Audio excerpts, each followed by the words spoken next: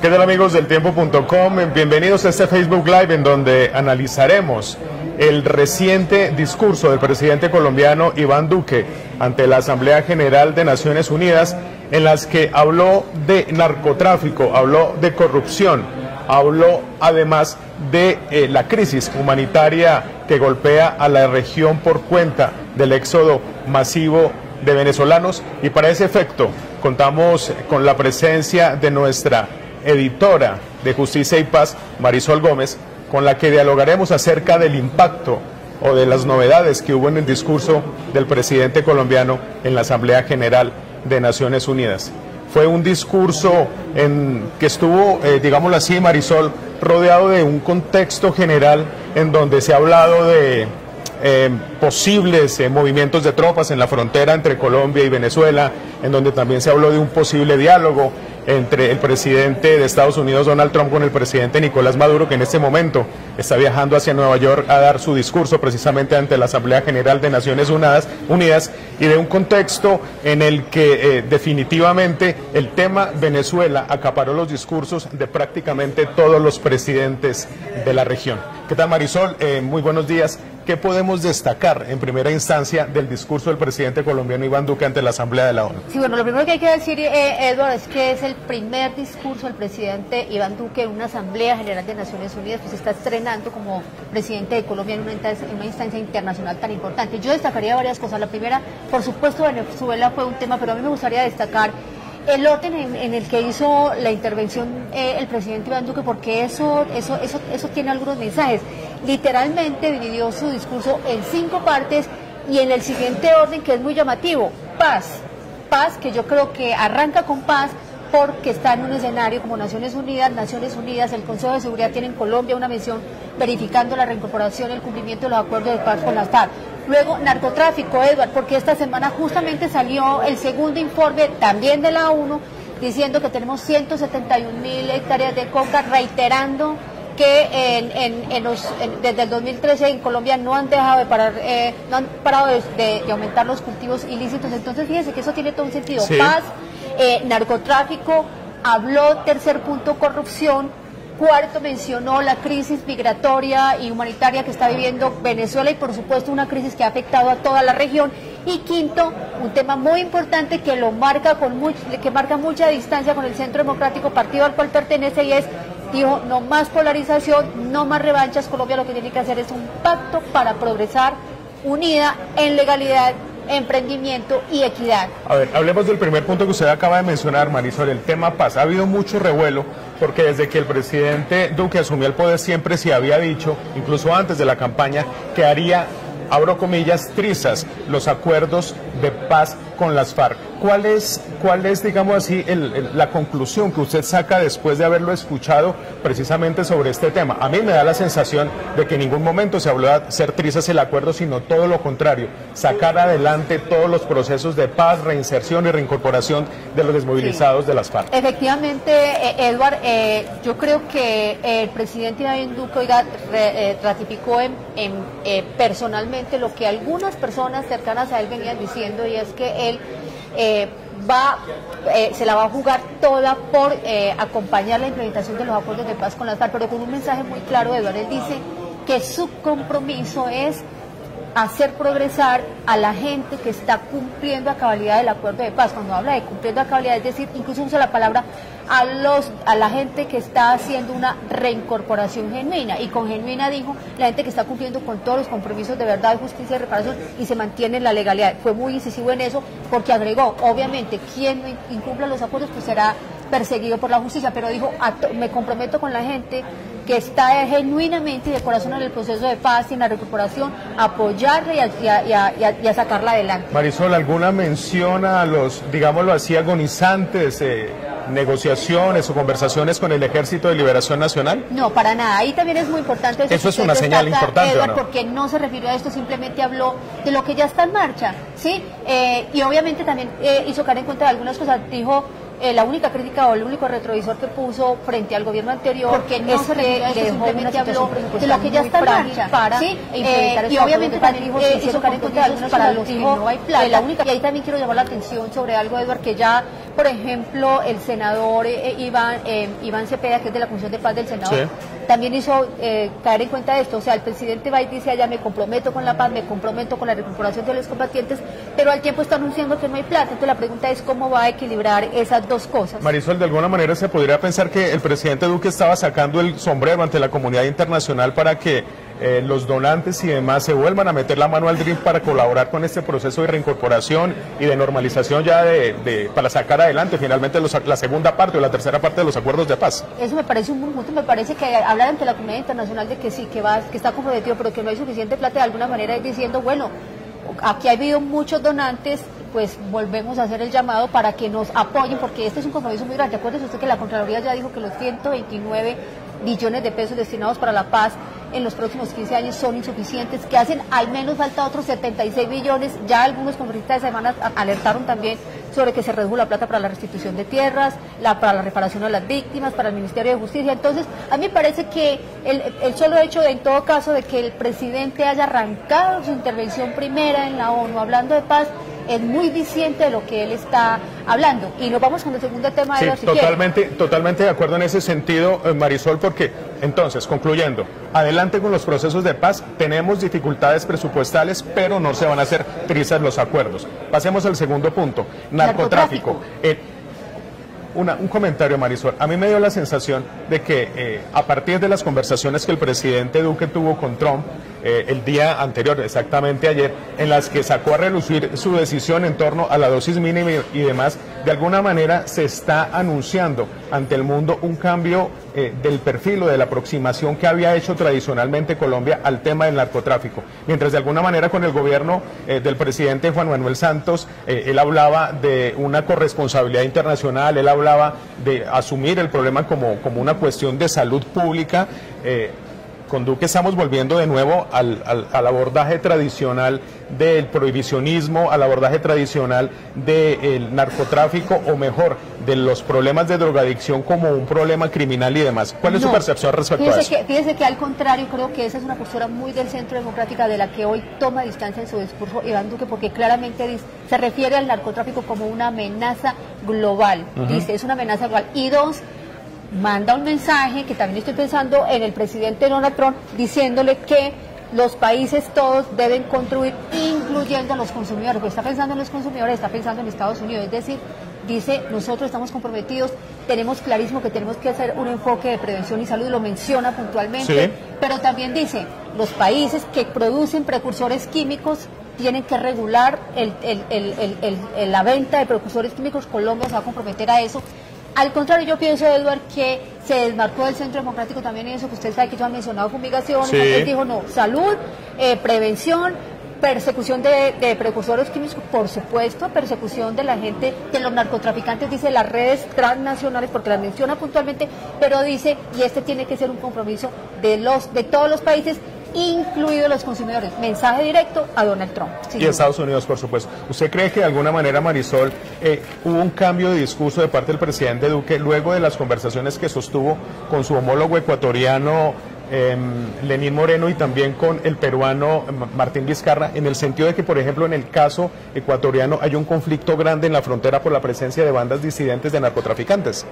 Seguro que sí, porque fíjese que a mí el hecho de que haya dicho esto es un problema global, está pensando que no solo es Colombia por ser el primer productor de cocaína en el mundo todavía, sino lo que está implicando eso en las fronteras. Acordémonos que varias de las bandas criminales, como el Clan del Golfo, como alias Guacho, disidencia de las FARC, son gente que está facilitando el narcotráfico por estas rutas de carteles mexicanos. Entonces esto involucra a muchos países, es mucha gente metida en problemas, pero es mucha gente que, como está metida en problemas, pues tiene que poner su pedacito para que este problema no se quede solo en manos de una nación tan sufrida como Colombia, por ejemplo. Y Marisol, recordemos también que uno de los principales puntos de fricción entre el gobierno colombiano y el gobierno ecuatoriano ha sido tradicionalmente la fumigación o la aspersión aérea en la frontera. Durante el gobierno del presidente Rafael Correa se logró que la aspersión en un área alrededor de la línea fronteriza fuera de forma manual, no aérea, porque el gobierno ecuatoriano temía los efectos que la fumigación podría causar en las aguas, en los animales y por supuesto en la salud humana. 10 kilómetros a la redonda, exactamente. Eso es un tema importantísimo.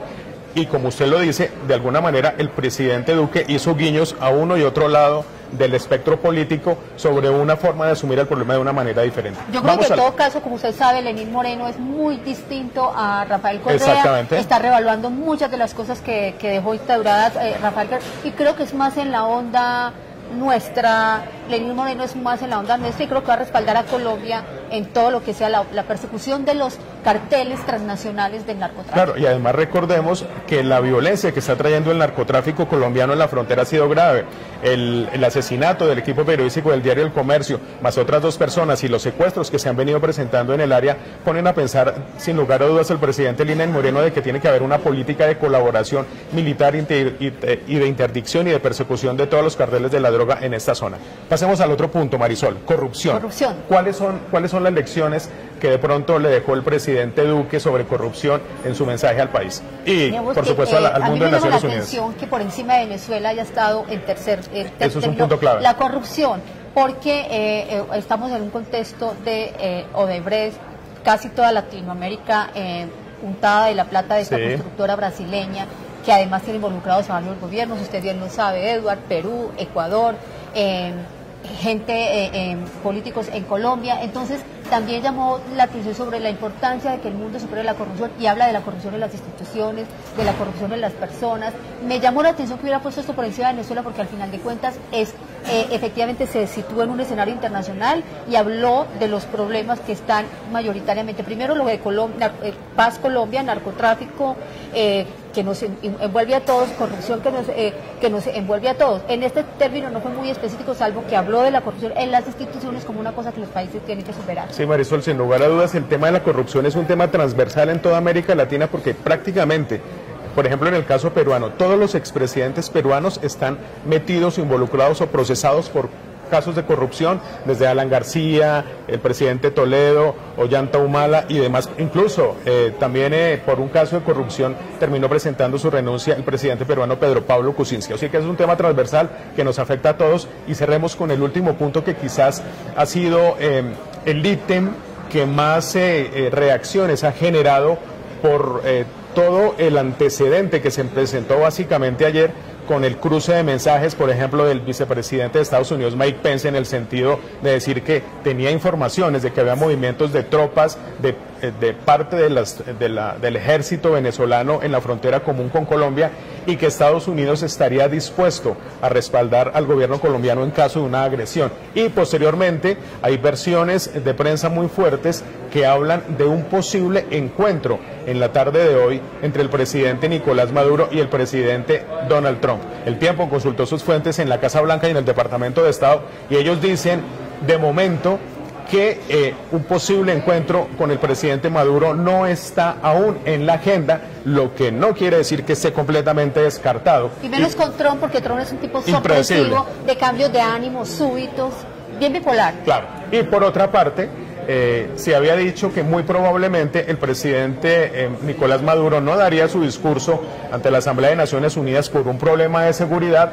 pero sorpresivamente esta mañana ya apareció su nombre en lugar del canciller Jorge Arraza. Entonces, ¿qué podemos decir del mensaje que le dio al mundo el presidente colombiano Iván Duque respecto a la crisis migratoria con Venezuela? Bueno, lo primero que hizo el presidente Duque fue agradecerle al secretario general de Naciones Unidas, Antonio Guterres, que haya nombrado una persona de la ONU para atender este tema. ¿Qué quiso decir con esto? Esto es un problema conjunto, tiene una resolución conjunta, no es una cosa solo de los países vecinos, corresponsabilidad, ¿no? Es un asunto de corresponsabilidad. Como el tema del narcotráfico, por supuesto. Entonces, me gusta mucho que tomó absoluta distancia de los ofrecimientos de apoyo militar de Estados Unidos en caso de un eventual ataque a Venezuela. No hizo alusión para nada. Acuérdese usted que ya había de alguna manera rectificado al embajador en Washington, el embajador colombiano en Washington, Francisco Santos, quien había dicho hay que pensar en una intervención militar, y él dijo nosotros no somos belicistas. Hoy se ratifica en ese punto de vista, sin ser explícito. Lo que dice es hay que atender la crisis humanitaria y agradece que se haya nombrado una persona específica en la ONU para que ayude a Venezuela a superar este problema, y habló, incluso destacó como punto grave que nosotros hemos recibido en 2 años 2 millones, cerca de 1 millón de venezolanos, mientras que, por ejemplo, Turquía en 6 años ha recibido 600.000 sirios. Entonces, con esa sola cifra él se encargó de pintar la situación tan compleja que estamos viviendo en Colombia con los venezolanos, pero dijo, esto es un problema y no es militar. No lo dijo explícitamente, pero el mensaje, al no referirse a nada de eso, es el asunto es, se ratifica en su posición, la postura de él como presidente no es de beligerancia frente a Venezuela. Sin embargo, a mí me llamó la atención un tema, Marisol, y es que el presidente Duque, para referirse al gobierno de Nicolás Maduro, habló de dictadura.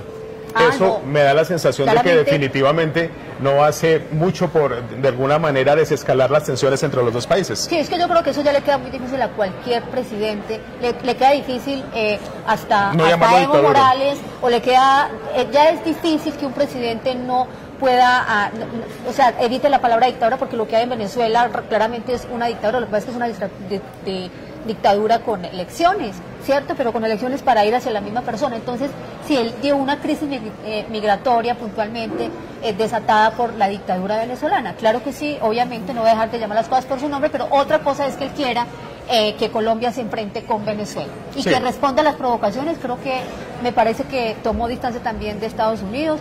Creo que marcó, yo destacaría, Eduard, que el presidente Iván Duque marcó unas posturas muy distantes de la pelea, la revancha, el bochinche, y por eso quiero destacar el último punto del discurso, que fue no más polarizaciones, no más revanchas. Colombia quiere avanzar, debe avanzar unida en un pacto de unión por la legalidad, el emprendimiento, la equidad. Mencionó la equidad, y a mí me parece que eso sí que marca una gran diferencia con lo que son las posturas revanchistas, polarizantes, confrontativas de su partido, el Centro Democrático. Sin lugar a dudas, pero Marisol, ¿a usted no le da la sensación de que si se llega a dar, como muchas fuentes coincidentes lo están anunciando, un posible diálogo entre el presidente Donald Trump y el presidente Nicolás Maduro, de alguna manera Colombia se tiene que pegar a ese diálogo para no quedarse por fuera de lo que puede ser una salida o de perder influencia en la región por cuenta de acuerdos entre mayores, un acuerdo entre Maduro y Trump que de alguna manera puede dejar por fuera a Colombia?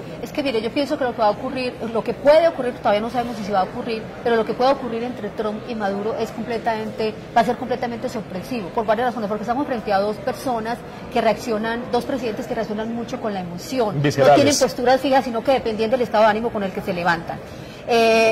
Dos, yo creo que en todo caso no hay que olvidar que si hay un encuentro Maduro-Trump, este se va a dar un día después de que Trump, ante la misma Asamblea General de Naciones Unidas, habló de que ya hay ruido de sables en Venezuela y dijo, este hombre va a ser derrocado por los militares, como si tuviera información de que hay militares ya con ganas de rebelársele a Maduro. Entonces, yo no sé cómo vaya a ser el encuentro con Maduro, creo que ahí tenemos que estar pendientes porque esa será una noticia sin duda, y no creo que Colombia tenga que intervenir ahí porque es que el tono de Trump es muy distinto, y yo creo que Colombia lo que tiene que hacer el presidente Iván Duque es como observar a la distancia qué pasa ahí, salvo que lo llamen, ¿no? Lo ponen en una situación incómoda, porque son dos. Trump y Maduro no solo son confrontativos, sino que suelen cambiar de opinión de manera muy fácil. Sí, Marisol, pero fijémonos en el modelo que ha venido utilizando el presidente Donald Trump respecto, por ejemplo, a Corea del Norte, con un líder también imprevisible como Kim Jong-un. Al principio vive en una etapa de amenazas, de sanciones. Recordemos que ayer precisamente el Departamento del Tesoro de Estados Unidos acaba de sancionar a su esposa, a la esposa de Maduro, Silvia Flores, la metió en lo que se conoce como la lista Clinton por el expolio al que ha sido sometido el Tesoro venezolano, pero después de que viene esa etapa de sanciones y que viene un diálogo, viene una especie de etapa de distensión en la que Trump, como buen negociante que es, intenta sacar el mejor partido. Y ahí, ¿cuál ha sido el papel de Corea del Sur? Como la tercera parte, que si seguimos la similitud sería de alguna manera Colombia, impulsando un diálogo directo con su vecino bajo el amparo de Estados Unidos para lograr, por una parte, una salida negociada a una confrontación o a una tensión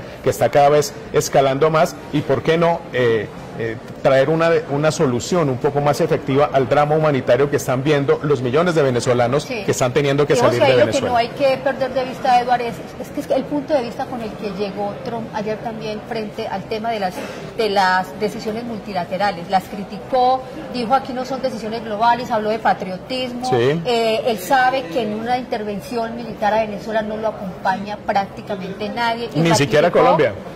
Ni siquiera Colombia. Ni siquiera Colombia. Entonces él ratifica el patriotismo por encima. Fíjense que es otro mensaje muy interesante que le mandó Duque hoy a Trump, a Estados Unidos en particular, que en cabeza de Trump está, digamos, reparando sobre el multilateralismo, y es más alianzas, ¿sí?, y menos actos aislados. También fue un mensaje muy clarito hoy del presidente Duque, con eso le están mandando un montón de mensajes a Estados Unidos, y le está diciendo: no es el patriotismo, el mundo necesita aliarse, estamos en un mundo global y no podemos andar actuando de manera aislada. Ahora, hay que recordar también que tanto Trump como Maduro, creo yo que no se comportan como un par de estadistas, sino como un par de bravucones, y creo que Iván Duque hoy fue y plantó unas ideas de un estadista, sí, es cierto, y marcó distancia no solo con su partido, sino con posturas muy radicales de Trump.